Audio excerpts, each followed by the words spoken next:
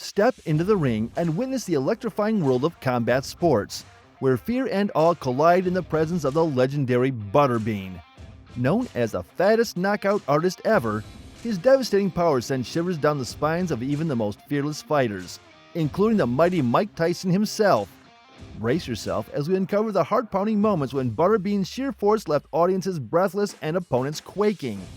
Are you ready to witness the unyielding power that made even Mike Tyson wary? Both Mike Tyson and Eric Butterbean Esch are widely regarded as two of the most dangerous boxers who have ever competed in the sport.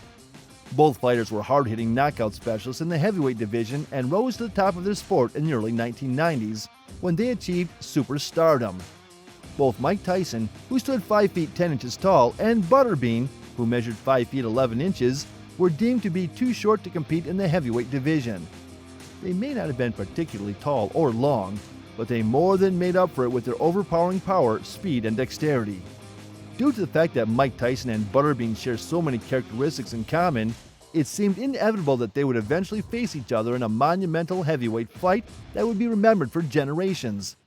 But during the course of their respective careers, did Mike Tyson and Butterbean ever square off against one another? The perfect opponent for Butterbean would be Mike Tyson. Fans were deprived of the opportunity to witness the two juggernauts competing against each other in the ring. However, Butterbean has remarked in the past that fighting Tyson would have been the greatest honor of Butterbean's career had he been given the opportunity to do so. In addition to this, he is of the opinion that he would have been a worthy competitor to Iron Mike in terms of financial success. I was certainly no worse than most of the guys Tyson fought during that particular comeback, including Peter McNeely, who I knocked out with no problem a couple of years later, he said. I was certainly no worse than most of the guys Tyson fought during that particular comeback.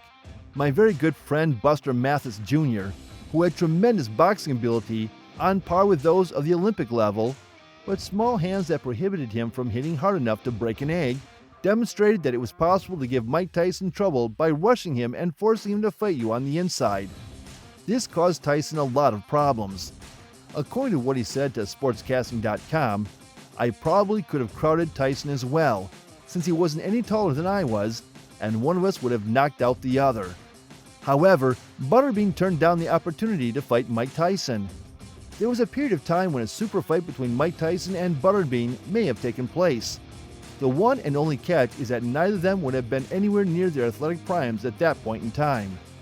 Earlier this year, during an interview with the channel Fred Talks Fighting on YouTube, Butterbean said that he was given the opportunity to box Mike Tyson in an exhibition battle.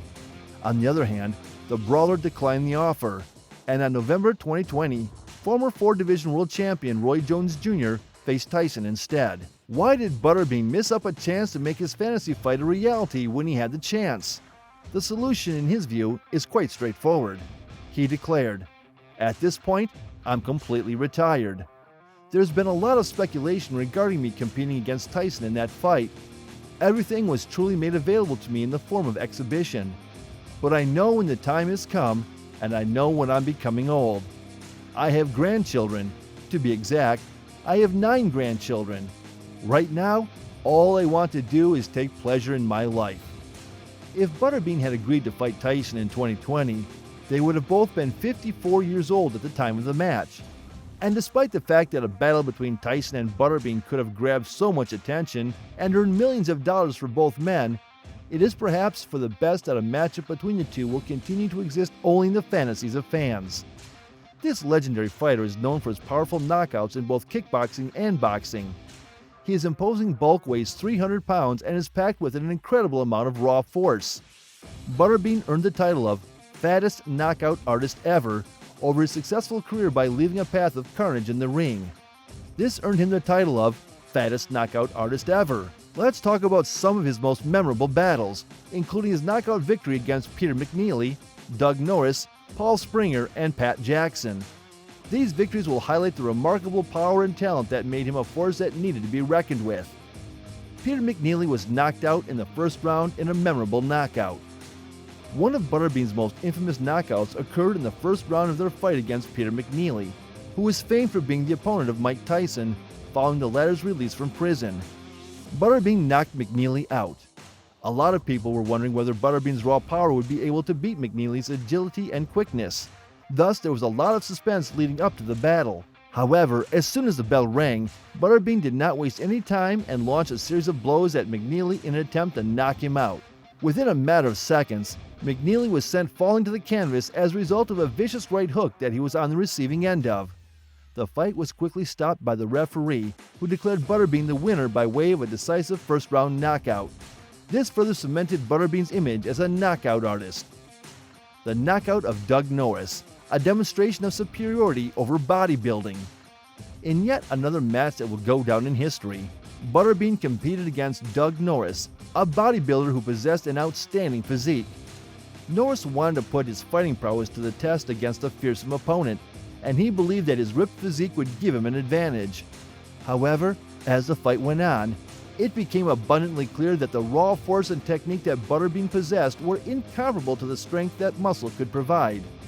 Butterbean closed the distance with his signature hooks and combos, despite Norris's attempts to keep him at a distance by punching him in the face with a straight right.